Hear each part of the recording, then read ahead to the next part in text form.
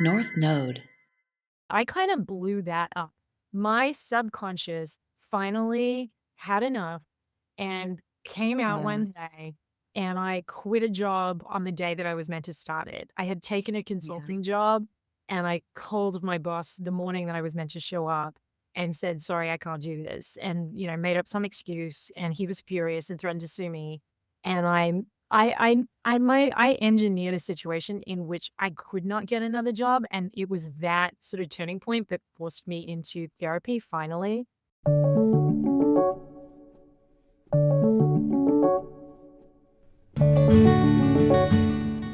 Hi, I'm Paige Nolan. Welcome to I'll Meet You There, a place where heart-centered conversations are everything.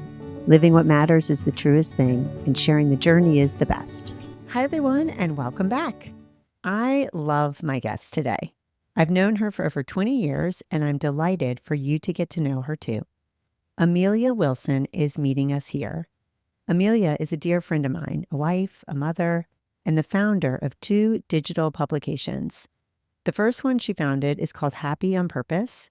It's a best-selling Substack newsletter about habits, happiness, and thriving in midlife, and it reaches over 15,000 subscribers.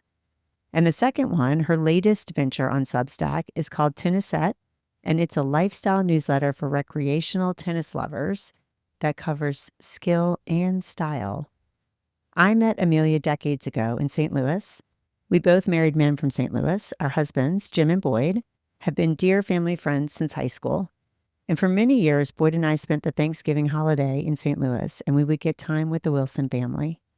Amelia and I would get to visit and talk about family lives and motherhood and our careers and shared passion for reading and writing. Over the years, I've related to Amelia's quest for meaningful work and her love for creative writing. I've been on that same quest and share that same love. We both struggled to find clarity in our career paths. This episode is special to me because Amelia has made her way through ups and downs and finally landed on a career that is satisfying and meaningful to her. And writing is at the center of her work life now. This is an inspiring story for anyone moving through the ups and downs of finding purpose.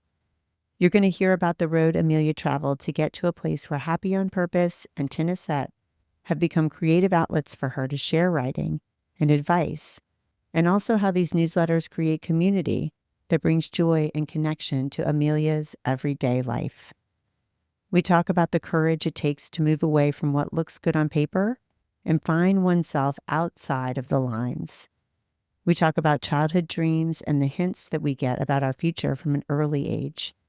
We talk about the challenge to know and say what you want and the dinner party problem when you're going for it. We talk about trusting feelings, giving yourself permission, and the truth about being discovered as an artist. Amelia reveals the secret document that helped her to launch herself in the world of Substack writing.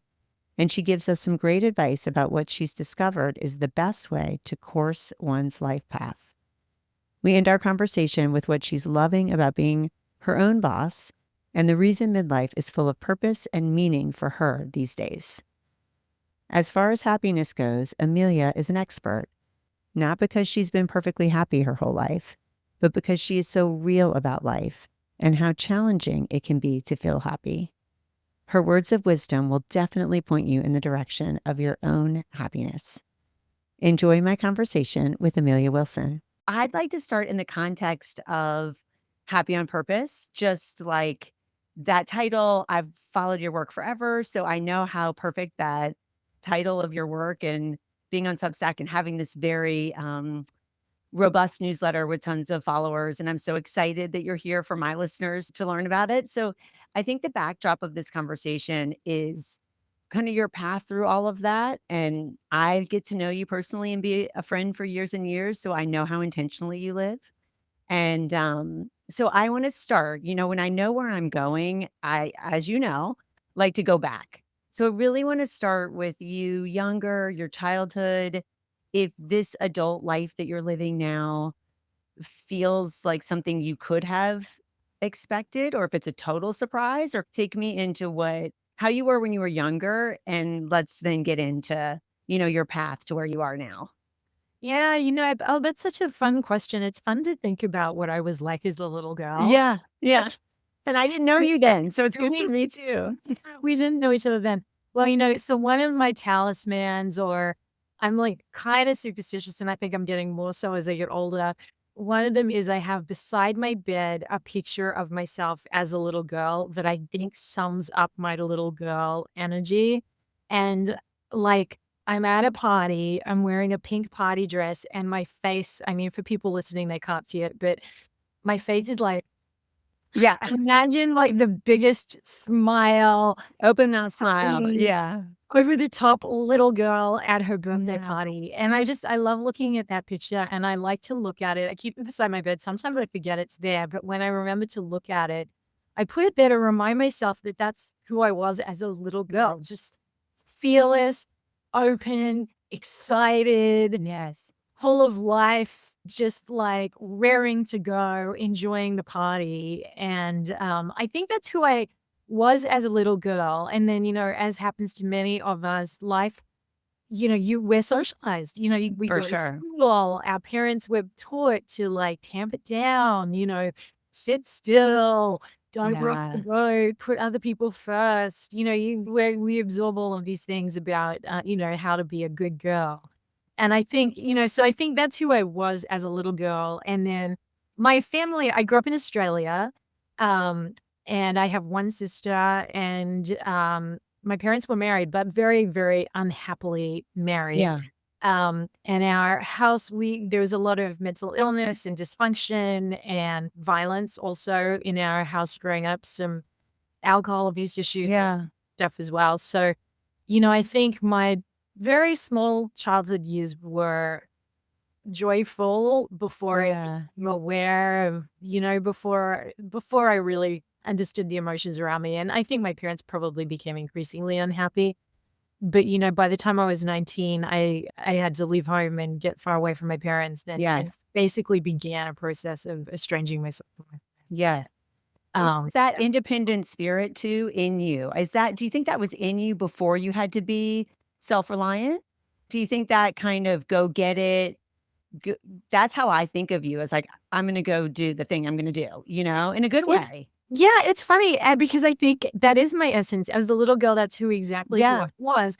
And then, through my middle school and teenage years, my parents, one of the things was that my mother in particular was very manipulative, Yes. emotionally, and extremely controlling. And so I felt very constrained. And there was this Yeah. physical violence. So, if we stepped out of line, we were punished severely for it. And so I think that, you start as who you are, you like the essence of who you are. Yeah. Case, like joyful and wanting to be free and adventurous and curious and creative. And then I became a lot smaller during that period. Yes. And I think I've honestly been gradually finding my way back to that little girl I love that. for the rest of my life. I'm Yes. probably getting closer to it now that Yeah. I'm in charge of my own life now. Yeah. It takes a long time to feel like that. I remember it wasn't until I woke up on round about my 40th birthday feeling like, oh, wow, my parents can't tell me what to do anymore. I mean, it Yes. takes decades For for sure. some of us never do. Yeah, it was for sure my 40th too. I would say year 38 was when I was starting to wake up and say, this is my life. Like it's my life, which seems so obvious, Oh, we're adults. but it's Kids. not. Yeah, it's not until you really start to look at your choices and say, do I have to choose this or can I choose that? And we both have started, left organizations to start our own thing. And I think Yeah. if that wasn't shown to you, if you weren't encouraged to do that, or if you were independent in that venture, like we both did that independently, it's just a whole different thing. It takes real agency and like a real wake up to say, oh, I want to do this. Yeah, and I think also in my case as well, not only was I not encouraged to do anything really particularly independent, no, I was Mhm. encouraged to do the right things, the good on paper, Yes. which I think many of us are. And even if our parents aren't abusive in any way, like that's just what For we sure. absorb. Do the right thing, check all of the boxes, choose the safe things. Yes. And I think going out on your own and doing something creative and scary and new that you're making up for yourself is way outside of those lines. Yes. Did you have your sights set on America? That is a funny question. No. No, but when I was a teenager, one of my fantasies that has not come true was that I wanted to be an actress, really original. Yeah. I wanted to be an actress. And in my head, I had this idea that I wanted to be a New York actress, not a Yeah. Hollywood actress, because Yeah. I had this very naive and limited understanding of the difference between the two posts from the other Yes. side of the world. And my idea was the New York actresses, the theater, Broadway. It was all so Yeah. much more civilized and intelligent and Yeah. intellectual and less about like, your looks. And I just had this idea. But I moved to London. Many of us, as Australians, we get a working visa to, as of right, to work in any of the Commonwealth countries. So many of us go to the UK. So I did that with my friends after I graduated university. And it was there that I started working for an American company, and then my sights on New York, because New York Yeah. headquarters was clearly where all the exciting stuff was happening, where all the power were, and I was kind of like, I want to go there too. Get That there. seems exciting. Yeah. What did you think of it in those early years? Of New First York. arriving. Yeah. First I did not like arriving. it. Yeah. I liked It wasn't it. what you thought it was. You liked the fantasy better. Yeah. No, I mean, New York, you see so many movies. Yes. So many movies are made in New York, and it's so romanticized. Yeah. I moved in the winter, and I moved 6 months before 9/11. So I Oh, was wow. in New York City, just a couple of blocks away from 9/11. So that colored everything. But I think Yeah. arriving in the winter, and it's a gritty, busy city, and no one was taking me under their wing and helping me do anything. Right. I didn't understand, and everything is so expensive and fast moving, and my job was fast moving. It wasn't like I had 6 months to get acclimated. It just went from Right. busy job in London to busy job in New York. And then I figured it all out. But I did spend, ironically, 9/11 cemented it made me want to stay in the city more. I spent this sort of Yeah. before that thinking, I think I'm going to leave. I think I'm going to leave. I don't know if I really like it yet. And then suddenly the sense of camaraderie Yeah.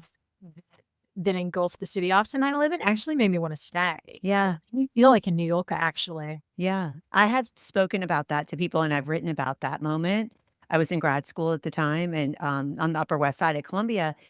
And it was right after that tragic event happened. It was like everybody came together. It was Yeah. so beautiful. And it didn't last forever, but it was those days, those immediate days after, I felt like were so defining of my experience in New York and so life affirming, where it's like, oh, this is really what a city could be like if we all lived together in the city. It felt so unified. It did. And, and there were no tourists for quite a while. So Yeah. it felt smaller and more, it was just us, the people that were in the city. And the Yeah. bank, because also I was working in financial services. A lot of people left. Yes. A lot of the world, it sort of happened at the same time as the tech bubble burst, or around, that was all happening at the same time. So a lot of people got laid off or lost their jobs. Broadway Yeah. shut down, so a lot of those people left the city. It was like a real upheaval for the city, and it felt like the city got smaller and closer knit. Yeah. Period of time. Had you met Jim, your husband? No, I hadn't. Okay, so you He didn't. lived in the city as well. Yeah. We hadn't met. We met 2 years later. We met in 2003. Did that change when you kind of started settling down in a relationship that was serious? Did it change the way you felt about New York? I mean, by then I was pretty committed to the city. Yeah. I'd been there for a couple of years already by myself. I'd made friends. I was getting deeper into my career in financial services. And so, yeah, I mean, and he'd already been in the city. Right. He'd already been in the city for like maybe 10 years when I met him. So Yeah. we weren't going anywhere. What did you think of the Midwest? What did you think of St. Louis? It is a city that I still feel like geographically I don't know well. I couldn't Yeah. find a way around St. Louis if you paid me money, but the people are fantastic. And that's Yeah. what everybody says about the Midwesterners, and it's Yeah. like, few people actually said to me, "Oh, that makes sense. An Australian marrying a Midwesterner, that Right. makes total sense," because there's sort of a laid Yeah. A back, warmth. maybe, Yeah. a warmth, a no Yeah. nonsense vibe. But yeah, I mean, I can't think of a person I've met from St. Louis or the Midwest that is not a good person. I know. They're the best. They're just the best. So at this time, you're navigating this ambitious side of you. You're in your lane, you're in financial services, you're partnered. Tell me about how motherhood has played out. Like, did you always know you wanted to be a mom? Were you imagining raising kids in New York and kind of the intersection? I know there's a lot of listeners always, we're all interested in this topic. Like, how do you manage that intersection where you want to do something professionally or creatively, whether that's for your own self expression or security? You're partnered, and then you have that motherhood piece. Yeah, yeah. I mean, it's just such a huge transition. Yeah. And, it's interesting. Jim and I were just talking about this the other day. We both just always assumed we would have kids. And so when we got together and the relationship got serious, we were talking about how many kids we wanted to have. It was really how many, not whether. And Yes. it's so interesting, I think, just only 20 years later, my first child will turn 20 soon. Yeah. um, how we see the generation younger than us, even his younger brother who's 40, the difference, he and his wife have been considering whether or not they want to have children. And a lot Yeah. of the younger cousins that we're related to are saying that they definitely don't want to have children. It's just Yeah. interesting. I think the idea that we were definitely going to have children for Jim and I we were just brought up to assume that's what you did. Yes. For better or worse, it's so interesting to me that has already changed Yes. in 20 years. That's Yeah. not how we're bringing kids up anymore. People are Yeah. just assuming that they're going to have kids. Or that they'll get married. I think there's an Or that they're gonna open conversation about partnering or Yeah. however they're gonna do it. So Yeah. it requires more conversation. But Yeah. I like you, I just got in it and I was like, "Oh, we're married. When are we having a baby?" Like, you don't even really talk about it. Of You're course, just that's what like, we're doing. "Yeah." Yeah, yeah. I mean, the really crazy thing, though, was that neither of us would have ever thought when we were growing up that we would raise kids in New York City. Yeah. And we Yeah. just did that without thinking. It was Yes. where our jobs were, and so it seemed and it was well before the kind of work from home revolution, so it just seemed inconceivable that Yes. we would leave our jobs and raise our kids Yeah. else, just and looking back, that maybe wasn't the none of these decisions were just particularly well thought out, we just, Yeah. just went along and did it and worked it out as we went. But when it came to my career, it was kinda interesting, and I wonder if any of your listeners have had this experience. I was becoming very dissatisfied with my career right about the time I got married and got pregnant. I had a big job, it was very stressful. It sounded great on paper and Yeah. looked great on paper, and lots of people were very impressed, and I occasionally enjoyed it. There were things that I really enjoyed. I traveled a lot internationally, and I actually loved that about the Yeah. job. Like, Okay, I was fun. already starting to recognize that wasn't gonna be great with kids. I had no idea how I was gonna manage that. I was just couldn't think about it. Yeah. Um and, I was secretly hoping that motherhood was going to be so transformative that it would solve this huge problem for me. Yeah. And I would love being a full-time mom, and I can just ease into that and leave my Yeah. job, or maybe do something part-time that was fun. But it just didn't work out that way for me. I was unhappy in the job that I had, Yeah. went on maternity leave. I then discovered that I was unhappy as a full-time mother. I went Yeah. and rediscovered that I still hated my job. Yes. Changed, Yeah. you know? Yeah. And so I found myself in a really uncomfortable position, and I think that who knows if anything could have been done differently, but the advice I will certainly give my daughter is to, one, not assume that motherhood is going to solve a problem. Like, if there's a Yes. career problem, there's a career problem, and motherhood is not going to solve it. Yes. Because I had never in my life thought that I wanted to be a full-time mother. It was really just a hope I was holding on to as an escape from Yes. this job that I had become I didn't like anymore. Yeah. But I couldn't see a way out of it because it was so good on paper. I was just, Yeah. it just was, it was like, how could you give up this great job? Yes. And so how did you? I mean, it took me a long time, actually. Yeah. It took me, I gave it up because I ended up having some pretty serious fertility issues after my daughter was Yeah. born. About a year after, it became clear I couldn't get pregnant again. So then we embarked on a multi-year process of figuring out how we could expand our Yeah. family. Yeah. We ended up adopting a second child, and so my kids are Yeah. 4 years apart. But so during that period, I took some time. I was able to, I used it as an excuse, to be honest. I was like, look, I'm going to have a bunch of surgeries. I have to take a step back from work. So I took a step back from work. They kept the door open. And lo and behold, I went back again a couple of years You later. did. Before Teddy was born? When it became clear that the surgeries were not going to work, I was definitely infertile. We were not going to be able to, I wasn't going to be able to have a baby. So then, I see. so then So I, before you even went down the road with no, knowing no, you were going to get Teddy. Yeah. no. And I wrote about this recently, actually, Yeah. in my Substack. I knew that this wasn't the right career for me. And I kept going back to it because I was really afraid to do what I really wanted to do, which was start my own thing. Yeah. And it took me until my late 40s to get up the courage to do that, So I want to pause on that just for somebody who's having that same moment in their life. Do you think it's that you knew what you really wanted to do and you weren't aware of it? Or do you think it hadn't been revealed to you yet and you didn't want to sit in the uncertainty, like of just being a full-time stay-at-home mom, or just the uncertainty of if I quit this, I don't know what I'm doing next? that is such a good question. I think it was a combination of a lot of things. I Yeah. think that for sure, I had not yet processed my childhood trauma. Yes. And Yes. I had And no you're a mom now. So now all that Yes. stuff was probably coming up. Yes, which it's Yeah. funny, that is one of the things, and you don't know that until you become a mother, although maybe people tell you and you don't listen. Yes, becoming a mother is gonna bring up all your childhood issues 100%. Yeah. Yeah, it does. Yeah, and I hadn't processed any of that. What I knew was that I was unhappy in this career and it was not right for me. I just knew it. 100% Yeah. there's zero question about that.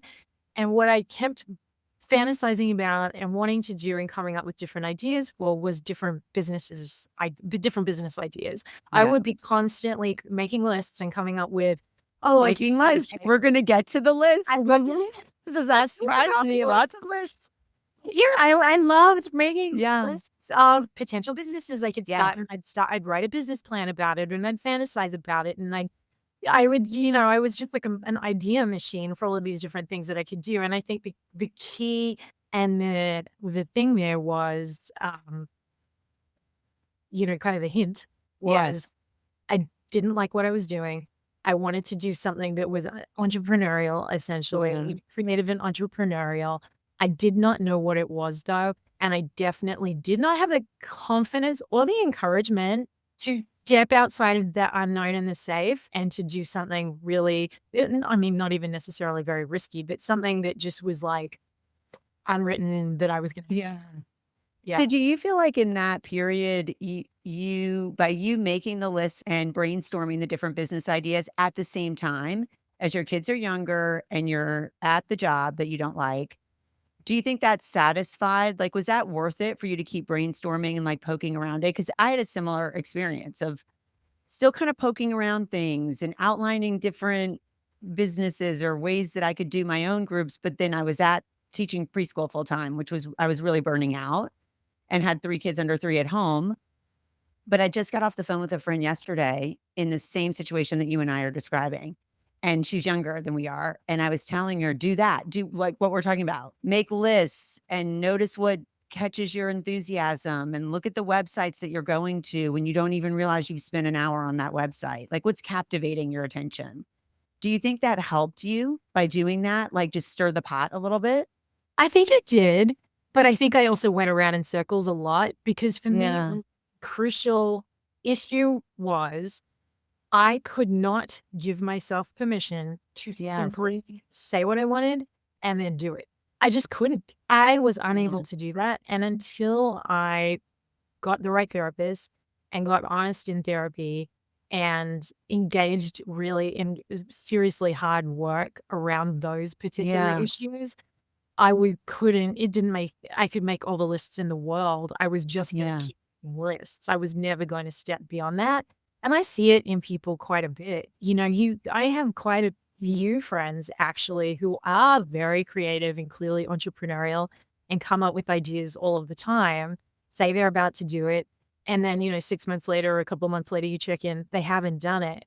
And there's some like inner fear holding them back. Maybe not Yes. the same issue as mine, but I do think it's scary to say out loud, I want to do whatever it is. Yeah.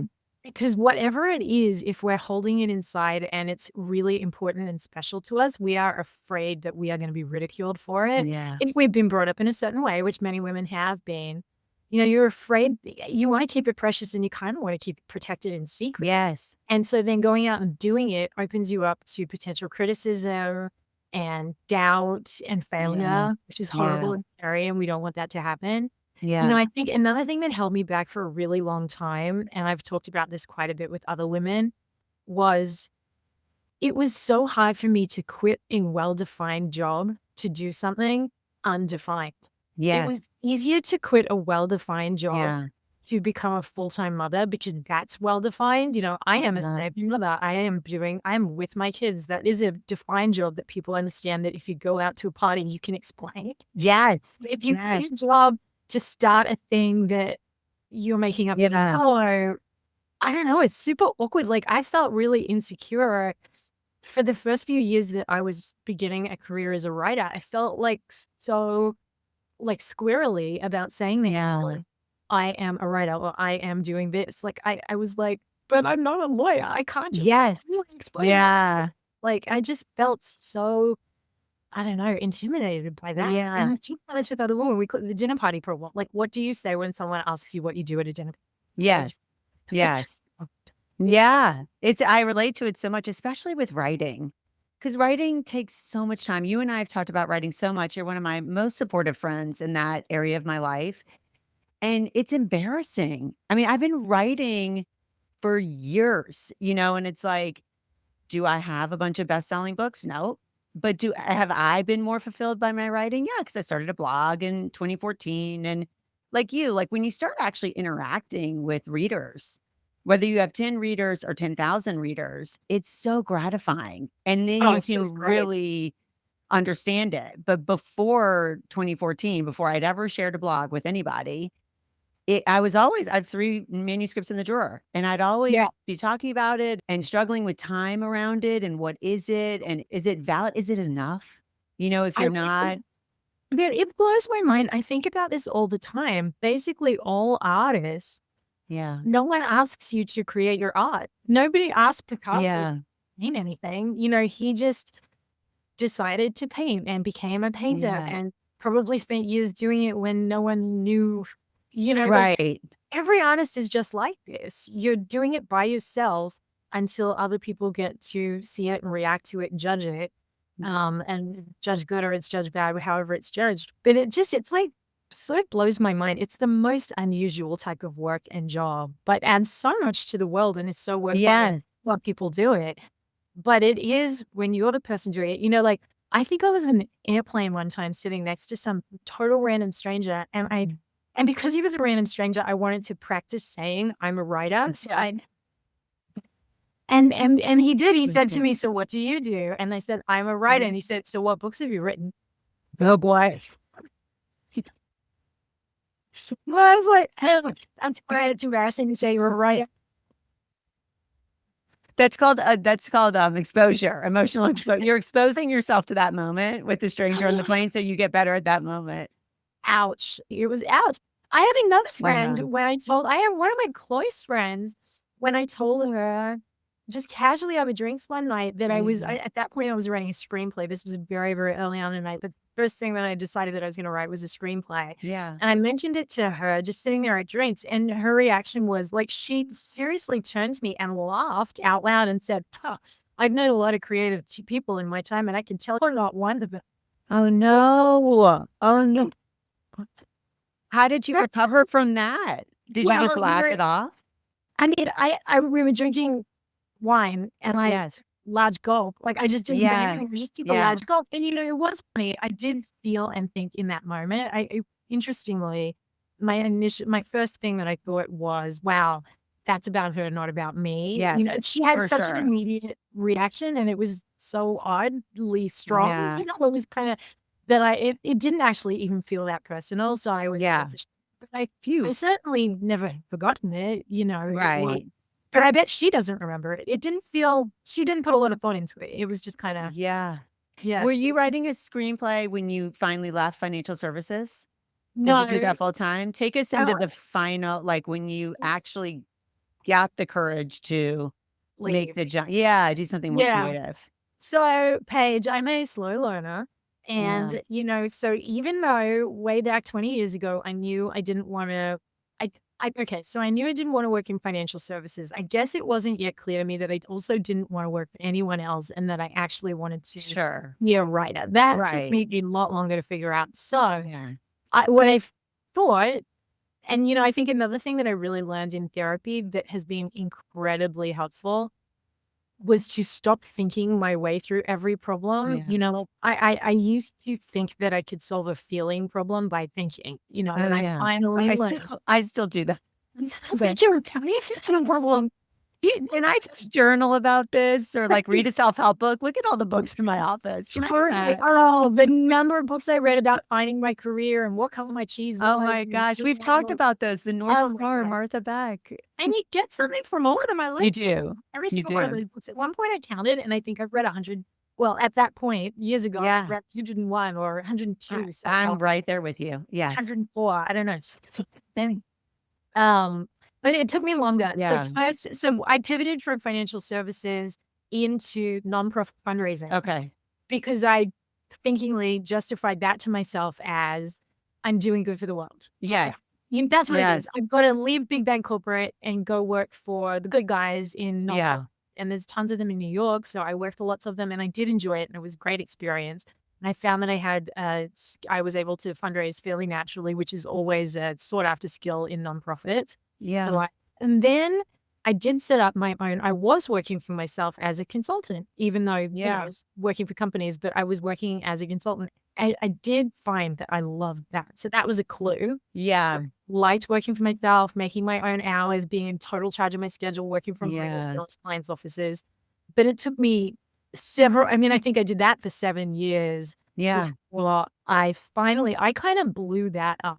My subconscious finally had enough and came out one day, and I quit a job on the day that I was meant to start it. I had taken a Yeah. consulting job, and I called my boss the morning that I was meant to show up and said, "Sorry, I can't do this," and, made up some excuse, and he was furious and threatened to sue me, and I engineered a situation in which I could not get another job, and it was that sort of turning point that forced me into therapy finally Yes.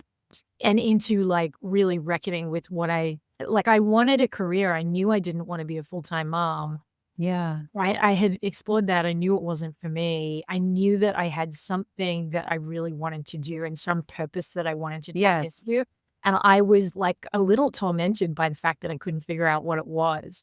And, I Sure. mean, if I could have gone and crawled into my therapist's pocket and lived with her and with this bloody problem, like, it was I was, like, crawling with, like it just was so Yeah. uncomfortable. I hated the feeling that I was meant Yeah. to be doing something, and I didn't know what it was, and I was wasting my time and wasting my talents and just Yeah.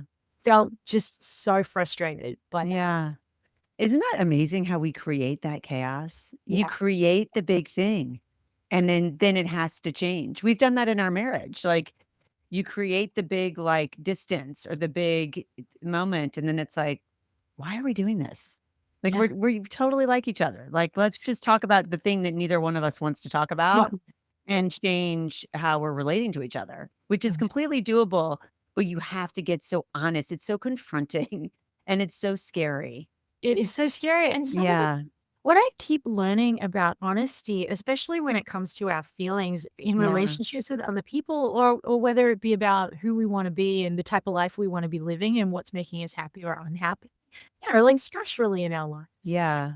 It feels so scary before you're honest, before you just say to whoever the person you Yes. expect is, "I don't wanna do this anymore," or, "This is making me unhappy," Yeah. or, "I don't like this," or, "I've changed my mind," whatever it may be. Yeah. It just feels so terrifying before you say it, but Yeah. then once you say it, it's just not that big. Yes. Like you say, Yes. it can be solved. It's just a feeling that you need to Yeah. express and work through and deal with. Yeah. Yeah. But when we keep it inside and keep it secret, and try to solve it inside our own head, Yes. somehow Yeah. it becomes bigger and bigger and bigger and unsolvable. That's right. And when you get to that point where you're now in therapy, you know that career is kind of the avenue for you to understand yourself. That's where, and you and I both shared that, like a lot of career conflicts. Like not everybody, not all my friends, not everybody, not all my clients, we're not always talking about career conflict. But I think that is a channel for a lot of women to grapple with their, self definition, like who they are and how they express themselves and worth in the world. Did you immediately after the screenplay start poking around with a newsletter, like an actual audience of readers? No, Was that sorry. the next? Yeah. That took me a while. Okay. The first I read The Artist's Way. While I was in therapy, I read The Artist's Way, or in Yeah. almost like as soon as I started therapy, I was dabbling in reading The Artist's Way, like unrelated, not thinking. I was just grasping at straws. Like, what? I can't get a job like Yeah. that because I've just blown up my career. Yeah. I've actually sort of ruined my reputation, or I felt like I had. And plus, I knew it was not making me happy and it was wrong for me. Yeah. Um, so I knew I had to solve this career problem. And I was, again, reading every self help book I could, and I hadn't artist way. So I started doing the morning pages and Yeah. in it. And I think in one of my lists was an idea for a screenplay. And so I just sort of was like, okay, I don't have a job, but I've got to do something. And so I started working on that. I showed one friend bits of it, but I never even writing screenplays is actually really It's hard. so hard. And I It's feel like so I hard. need Yeah. to go for it. Like there's a whole form and everything. And I just Yeah. didn't, as I got further into understanding that, it didn't really grab me. But then shortly, as soon as I finished therapy, or just as I was completing, like it's sort of a 2-year, very intense, very transformative experience, I began writing a book. And it was the book, I completed the book, and it was because I had completed the book and then was trying to find a publisher for it. Yeah. I started writing a newsletter because the advice that you get in the publishing industry, I mean, ideally you start finding an audience before you write a book. Right. When you're writing a book. But Right. in my case, I didn't know that. So I had written the book and then I was told to build an audience. So that was why I started. Yeah. And did you just immediately start with the tone that you have now in terms of sharing?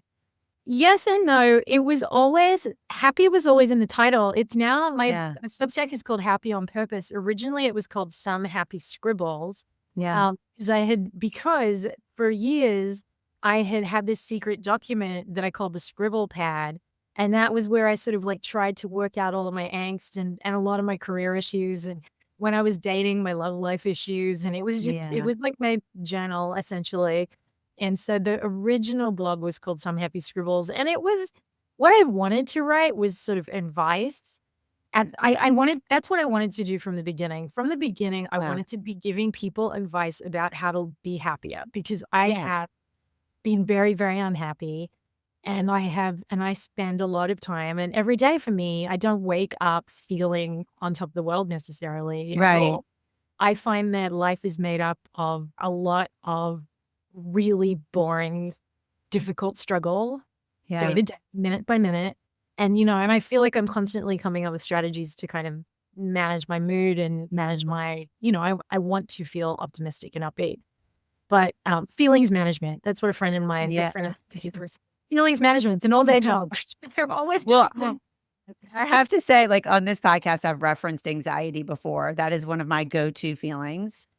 And lists and like how to like advise myself is so empowering. And then also one of my favorite conversations to have is with young people who struggle with anxiety, because I feel like when you are called up into organizing your thoughts, vulnerably facing and sharing what you have felt, and really opening your heart to what you have felt, it just puts you in the position to make it, as we were saying earlier, like it gets smaller, it gets manageable, like it gets more real. It's not this huge idea, like I have this disorder and it's pathological. And no, like the more I talk about it, the more everybody I know has some version of it. 100%. Yeah. And it feels great to help people with it. When you give advice or when you share and somebody else is on the receiving end of that, you think, oh, I can handle it because now I can hear my own voice. Yeah. No, I mean, it's funny because that was what I wanted to do at the very beginning, but I didn't even give myself permission to do that. I had given myself permission to stopped working in jobs that I didn't want to do. Yeah. And then gave myself permission to write because I realized that was something I did want to do. Then I gave myself permission to write a book. Then it was to start a newsletter. But even after I started the newsletter, still wasn't allowing myself to write what I wanted to write. Because Yeah. now people were reading it, not very many people, but people were reading it. And I knew those people, they were like friends and family.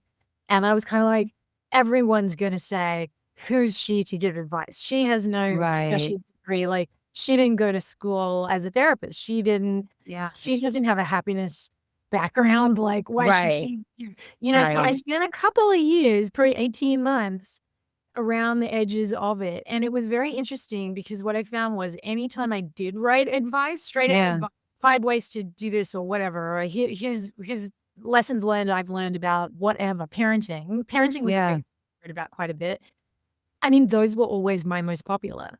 And I still didn't trust it. I was kind of like, wow, gosh, it's popular, but it must have been a fluke. And then I'd write another one that would give advice on marriage or something. Again, it'd be popular. So then finally, a couple of years into it, I gave into it and was like, okay, I'm going to, I surveyed my readers a couple of times too. Oh, I remember those. Yes. I loved filling those out. Yeah. Then, yes, I do want advice from you. So I'm like, okay, that's what people want. So I still feel, honestly, sometimes when I hit publish, I'm still a little like, God, this is embarrassing. Sure. Some people must read this guy and go, God, what is this woman? She thinks she knows everything. But I don't. But, I'm just trying to be helpful. I put it out there with only good intentions. And that's for sure. When I feel embarrassed or kind of like cringe, I say to myself, what's wrong with putting something out there with good intention? Right. How criticizing, but that's all I'm doing. Yes. I have that same feeling because when my writing goes into my perception of something, it typically starts with a family or a personal situation. Then I reveal the stress or confusion or emotional side of that, and then the turnaround. And as I'm rereading it, sometimes I will have the image of somebody else reading it and misinterpreting it and saying, oh, could they think it's this or could they think it's that? And I have to go back to, is it true for me?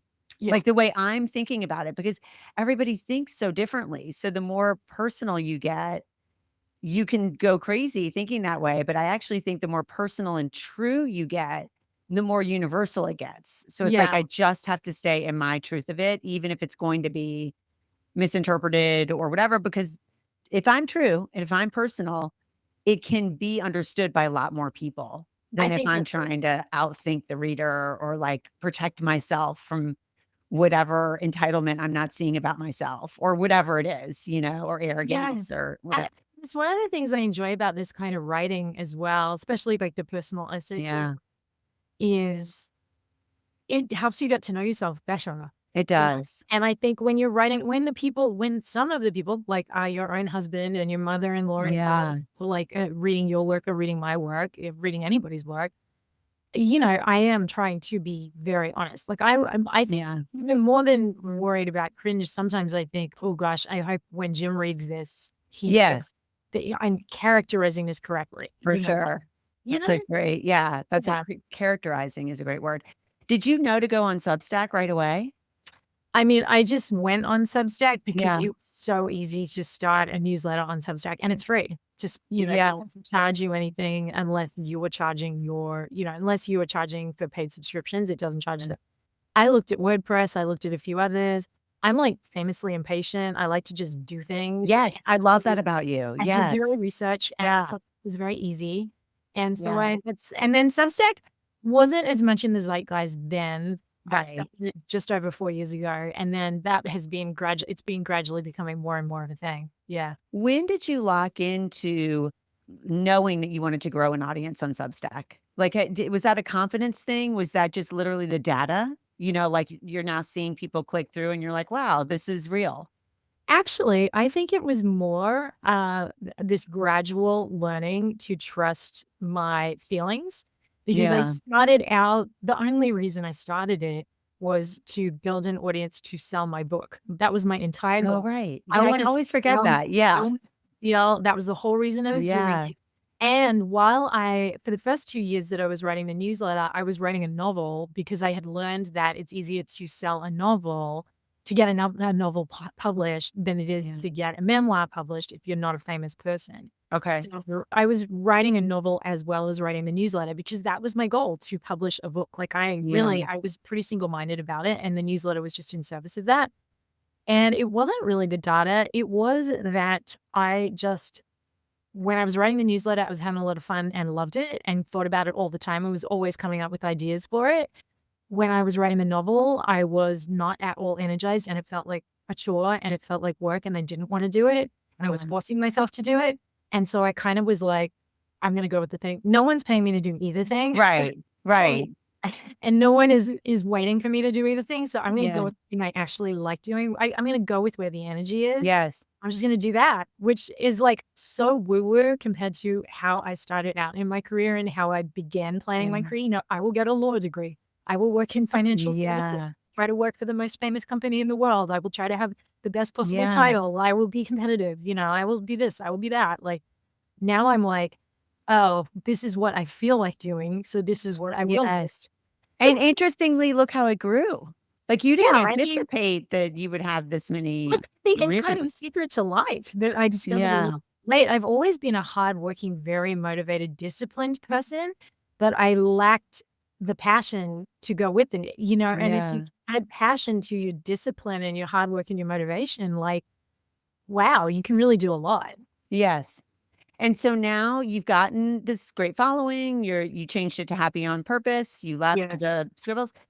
Do you feel more set with it? You understand what it means to you. You feel like your relationship is much more clean about it. You're not fighting your insecurities around it. No, I would say like, so it was around about the 2-year point that I changed the title to Happy on Purpose because I felt like some Happy Scribbles was not representative. You know, it was right around that time when I changed from feeling like I was doing it in service of something else to I was doing it for its. Oh, wow, I'm doing a newsletter now. Like, I am a Substack writer. I am going to see where this takes me. You know, it could go in all sorts of different directions.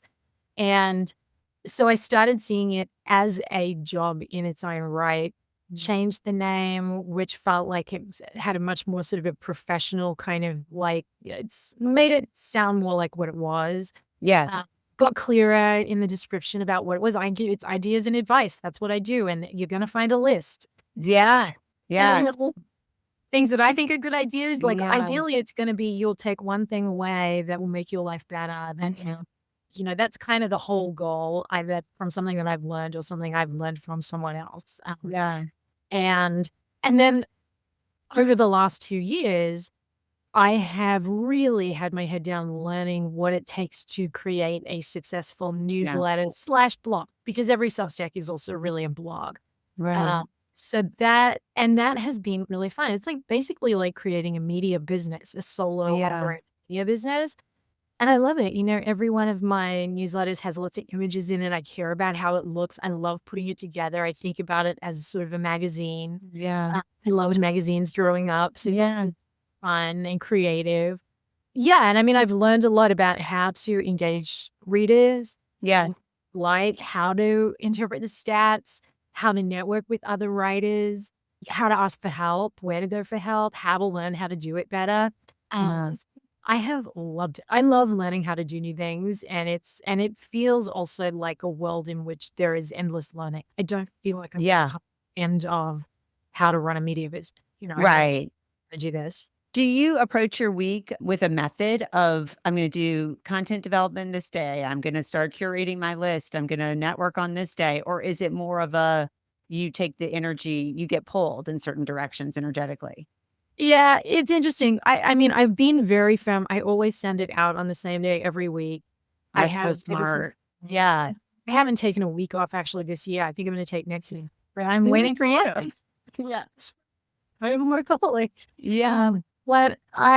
So I'm very, very consistent. And I think that consistency, if you're going to be consistent, then you kind of do have to build a schedule around it. Like you sort of, when you're going to publish on a certain day, other things have had to happen a couple of days before, you know, like in my case, at least, I wouldn't just come up with a draft that day and publish it. I usually write the draft a week before. In some cases, months if it's a personal essay and it's really detailed and personal. Has a lot in it, and I want to make sure it's really good. I'll go through multiple drafts. But for a regular weekly newsletter, I'm writing it for a couple of days. I'm editing it. I'm redrafting it. I'm looking around for ideas. Yeah. And then I'm putting it together on the final day. It's sort of like I feel like I'm putting it together as like the magazine issue and sending it. But now I'm writing a second newsletter as well. So I have even a tighter schedule. Yeah. And then what I really need to make time for more promotions and social media. Outreach. Like I have had when I'm really firm with myself, and usually this is during the school year when our schedule is cleaner and I have more to work. I try to be very firm with myself about allotting enough time to do outreach, promotion, networking. Because if you don't, one big thing I've learned about newsletters is no one is going to find you. You need to make it. You need to put yourself out there. You need to be networking with other people. I have sent emails to other people and said, I wrote this newsletter on this topic. I think you might find it interesting. And within Substack, people, I see. So you can get discovered using someone else's or collaborating. Well, I have introduced myself to get discovered. Like it has been rare. I have rarely gotten discovered without me doing something about it. That's really good advice. Mostly I have done something. I've been like cozying up to them, writing in their comments, or I've like literally sent them an email, or that's one of the biggest things I've learned. I love the idea that you get discovered, but I don't know. You're not waiting for it. I mean, I did. I think I waited for it for the first few years, and then I finally was like, oh, I guess that's just And tell us about the deciding to do a second one. You've got a niche. Like, what was that process like? Was that an easy decision? It's interesting. One of the things I've learned, I've learned, as I said, a bunch of things about how to make a successful newsletter. And as I've been learning those things, I've almost like been making kind of like a mental list of the things I wish I had done differently at the beginning of starting my Substack. And so, I've had a little bit, I think for about 12 months, I was having a little bit of a fantasy bubbling up of, I wish I could start again. I wish I could start again, but I can't start again. I've got 16,000 readers. Like and something I have what I have. So I decided to start another one. So I can do all of the best practices, all of the things that I've learned over the last 4 years with having and start again with a new one. And I think one of the big things I've learned is if you can find a passionate niche to write for and write to help, provide something of use to, that is a great way to start a profitable media business. Like if you can identify an audience that is going to really want this product that you're creating. And so the new newsletter that I'm writing is about tennis. It's for recreational women's tennis players, who love to play tennis. A local club or, who maybe just started in adulthood or started as kids and went to it as adults. But that's what it's about. And it's a mix of skill and strategy tips to be a better tennis player and fashion, which really I fully do all the links of the tennis club. Thank you. So fun. Yes. Oh, the links are the best. Yeah, it's fun. I'm thinking of it as Vogue magazine for tennis play. Yes, it's so good. Well, your pictures are so awesome in that way too. I love it. So many great tennis images. I am having so much fun with it because there's great images. There's great puns. There's so many great puns. There's so many puns, and there's such a culture and like. There's so much style around it and gossip and I don't know, intrigue, all the things. It's fun. It's a fun one. And I'm a tennis player and I played as a kid. I came back to it as an adult. I love it. It's been a big part of my life. A lot of my friends play tennis. I love to go on tennis trips. I love to go to tennis tournaments, so it keeps me healthy, play with my husband, which is also fun. So it's fun. It's a niche for a niche and I guess that niche. So it feels like a really good fit. So I'm obsessed with happiness. So I write one about happiness. And I'm obsessed with tennis. So I write one about tennis. Do you find that your readers guide what lists you're going to develop next? Or so is the interaction with the readers meaningful to you? and Oh, yeah. I that mean, immediate sharing. Okay. look, So it's not I think yeah. it's one of the most rewarding, incredible things, and Substack does an excellent job Yeah. enhancing reader engagement, I think. They have this Yeah. notes thing that's like sort of like its own inbuilt Twitter thing, but it's not Yeah. Twitter. It's kind of like a mix of Twitter and Instagram, maybe if you mix the two together, where you can discover other people and just chit chat, quite Yes. frankly. You know, Yeah. and be conversational. And I think Substack also in the newsletters makes it fairly easy for readers to comment, to click comment, and to Yes. to you in real time. And so you write about something and you get feedback immediately. And I think increasingly, as I've done this for longer, I've gotten better at knowing what kind of questions to ask to get readers to Oh, respond. that's smart. Yeah, yeah. God, Yeah, it's people are so true. busy and they just want to read the newsletter. They don't want to, but like it's very Yeah. rewarding as a writer, and I always learn something too. I've gotten better at learning how to engage readers and to get people to respond and engage, which is really really fun. And I'm now much better also at interpreting the stats and data Yes. um, on the back end. So it's clear to me, anytime I write about habits, people want good habits and they want to break bad habits and they want to know how to do it. And I think they want common sense Yeah. advice on habits, not like bro advice, like get up at 3 a.m. Right. Right. Like Cold shower right away. drink I'm like, it's not 25 protein happening. shakes. Crack your egg on your hand and then Yeah. people don't. I mean, my audience, I don't think wants that advice. No. Advice like Yeah. how do you make the most out of life? Because habits are the crux. Yeah. Midlife is a big topic, and I found like I started writing about that accidentally. I am in midlife, and Yeah. those are always popular. Personal essays are always really popular. When I For delve sure. deeper, it's really personal to me, a problem that I've had or something I've struggled with. Childhood, marriage, parenting. Those people people just love to experience somebody else's experience. Yes. And Yeah. perspective, like some of the ones that I've read of yours that are 20 years of marriage or what I thought I knew. What's the one about the tight pants? Oh, I wrote that at my 50th birthday. Yes, it was But around this was a yeah. a monumental moment for you. So looking back on all these things, I always find those so intriguing because you want to see perspective like organized in one place. And it's a great way to take it in, where you don't have to read, a 12-page essay. It's like, oh, this is a meaningful hit of this without the big time consuming experience of it, which is so great if you have more time, but No, different. I love like columns like the Well column in the New York Yes. Times. And Yes, magazines like real simple, but have like for sure. it's like practical advice about some of it might be on how to clean your kitchen better and some Yeah. on how to talk to a friend who's going through grief or something. Like Yeah. I'm always looking for advice on this sort of thing. I don't think I'm Yeah. ever too old to be like, tell me how to do life better. Like I Right. wanted I'm always trying to be better. Yeah. And I think my readers are too. And that's one of the very fun things about writing a newsletter about the lessons I learn and giving advice is that I to learn as I go. And For then sure. my whole job. It's really Yeah. fun. I think about you so much because I love when you do TV shows and books. Yeah, I do that every week as well because I love watching TV shows and I love reading books. I was going to ask you that. Are you a fast reader? Yeah, I am kind of a fast reader. Yeah. And the secret there is one, I do not finish a book if it's not grabbing me. Like basically I read everything on Kindle. I Yeah. download the free sample. If the free sample does not grab me, goodbye. That is the end of Okay. it. I get enough from the free sample usually that I'm like, Yeah. and I move on real fast.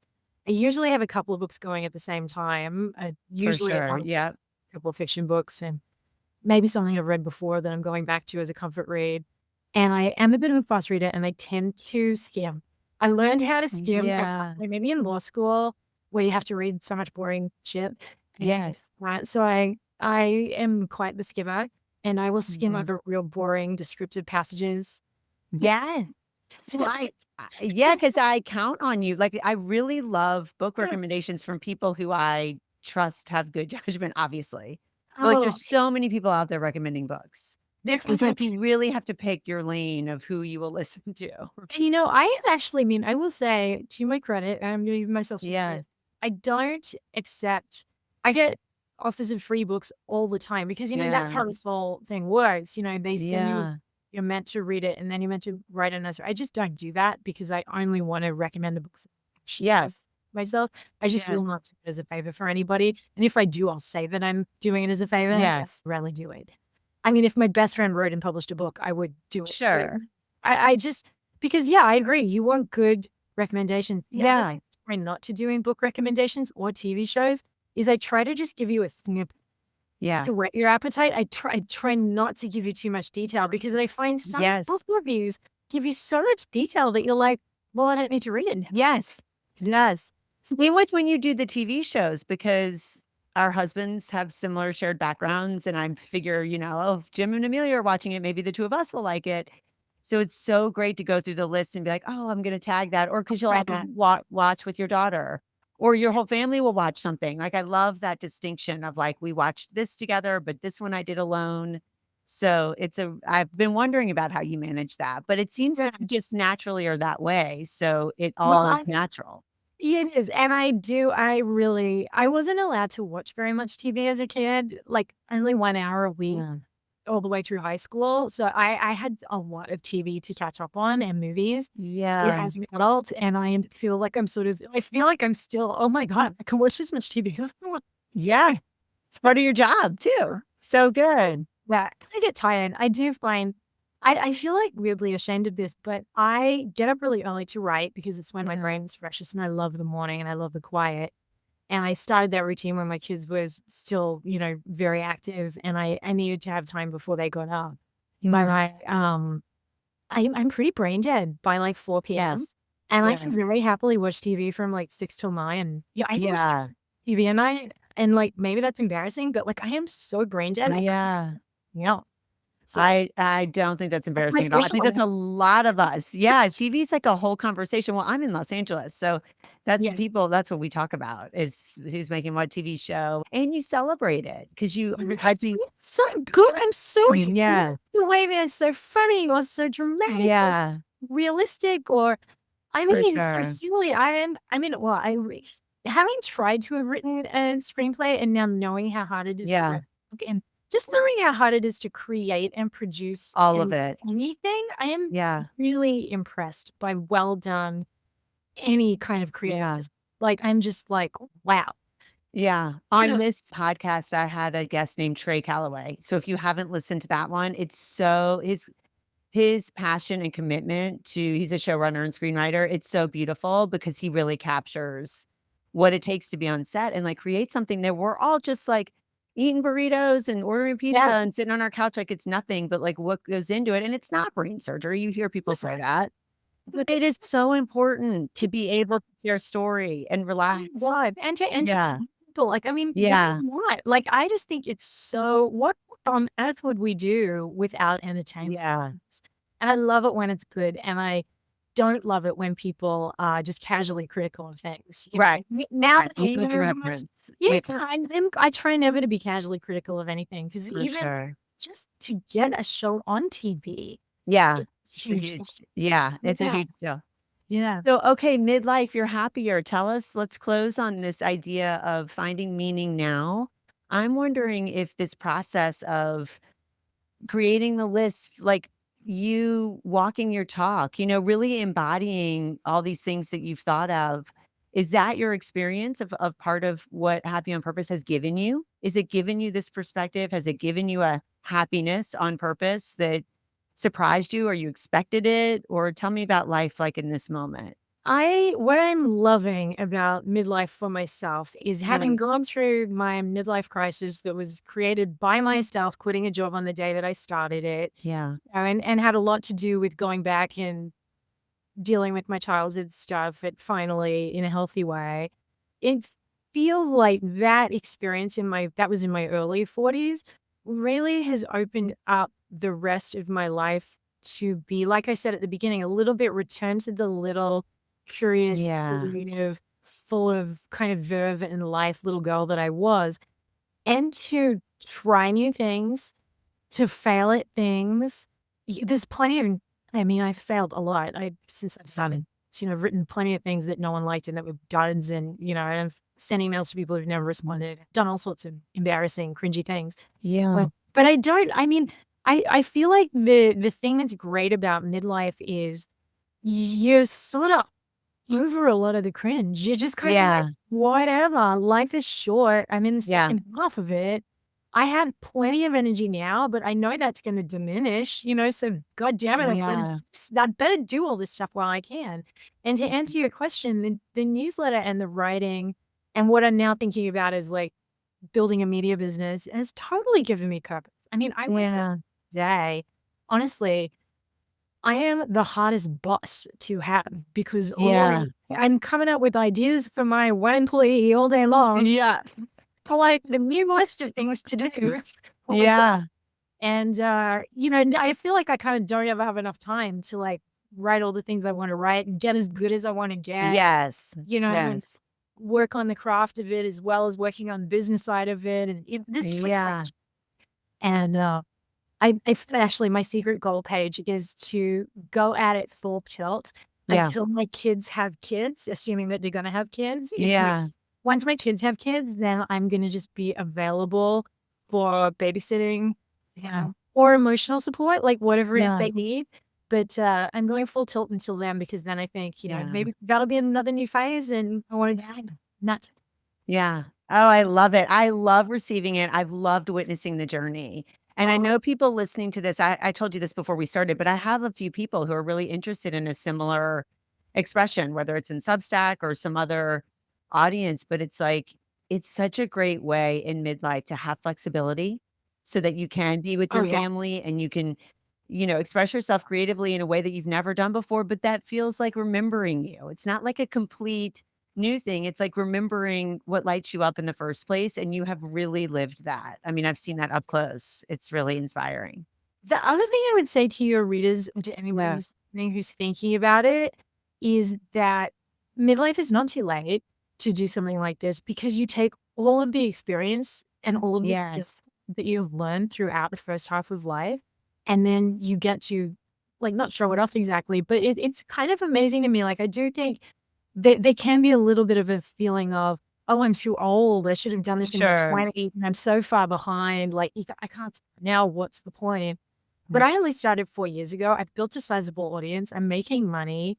I've just started a new newsletter. I think that one is going to be, it's already doing great. I think it's going to be really successful. And I think that I'm drawing a lot on the life that I have lived and the experience that I've gained and the different disparate jobs that I've had that maybe had nothing to do with each other and didn't really make any sense and I wasn't even liking at the time. But it all adds up and it gives you something to say. Yeah. People. And you didn't have to major in it. You didn't have to have a PhD in happiness to talk about happiness. Your life has been the lesson. Yeah. And you don't even have to be happy all the time. That's the other thing. No, you definitely don't. I write about gratitude and I'm like, life sucks. And I'm like, but P.S., be grateful. Oh, gratitude is so hard. Oh, thank you, Amelia. This is so fun. Oh, great. This conversation with Amelia reminded me, as I'm so often reminded by the guests on this podcast, it takes a real level of courage and resolve to get honest about what is true for you. We all know what looks good on paper. We have an unspoken agreement in our culture of what constitutes success. But how that definition of success feels in real life is a different story. It takes a while for us to notice the hints and clues. It takes a while for us to tune into the wisdom of our emotions. Amelia called herself a slow learner. Well, we're all slow learners because we're not taught to use our feelings as guides. We have to have the lived experience and learn what is true for us. We are taught to think, and like Amelia, we get very good at believing we can think our way out of problems. We must feel our way through challenges and dissatisfaction, and trust that our feelings can show us to the path that is most true for us. Amelia's story is a great example of the happiness that can come when we use our emotional lives for insight and direction. So let this episode be an invitation for you to give yourself permission in all of the ways that Amelia so bravely gave herself permission and more. Permission to trust your feelings and let them guide you. Permission to make peace with your childhood so you can liberate yourself as an adult. Permission to try new things and learn and fail and try again and accomplish and try some more. Permission to say aloud what you want and claim that desire. Permission to face your fears about going for what you want.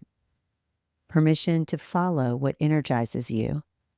Permission to have fun as you pursue your interests and gain new skills. Permission to put yourself out there. Let people know where you are so you can be discovered. Permission to create, be artistic, share your talents with others. Permission to be lit up like a child and go for whatever it is that makes your heart leap. Permission to drop any story that holds you back, like the story that you're too old or that you're not prepared or educated enough. And finally, permission to embrace that your life has led you to where you are now, and you have exactly the experiences you need to contribute in the way that is meaningful to you. It has all added up to something very true and valuable. Thank you, Amelia. What a joy to get that time with you and celebrate your journey to finding fulfillment in midlife. I'm so grateful you gave yourself permission to get happy on purpose and that you harness your discipline and your passion to pursue the creative work you love. I learned so much from your lists and your advice and your recommendations, and I've been so inspired by your motivation to build your business and try new things, and your willingness to keep learning and growing. I'm thrilled that I get to continue to share this journey with you alongside thousands of other readers, and we get to enjoy the beautiful digital space and community you've created for us. I have a feeling there is so much more to come. To find out more about Amelia and join her Substack community, please use the link in the show notes. Okay, that's it for now. I will meet you here again soon. Thanks to each of you for being here and for listening. I'm so grateful we get to share life in this way. As always, full show notes are available at paigenolan.com/podcast. There you will find a full summary of the episode, timestamps, and key takeaways, and any resources mentioned in our conversation. If you enjoyed this episode, I'd love if you would leave me a rating and a review. You can do that by visiting paigenolan.com/love. Your reviews really do help people to discover the show. And if you know someone specifically who would enjoy this episode, I'm so grateful to have you all share I'll Meet You There with your friends. Lastly, if you have any questions or comments, or if you would like to share any feedback with me, please email to meetmethere@paigenolan.com. I would love to hear from you. Thank you to the team that makes this show possible. Podcast production and marketing by North Node Podcast Network. Music by Boyd McDonnell. Cover photography by Innes Casey. Okay, y'all, that's it for now. I'll meet you there again soon.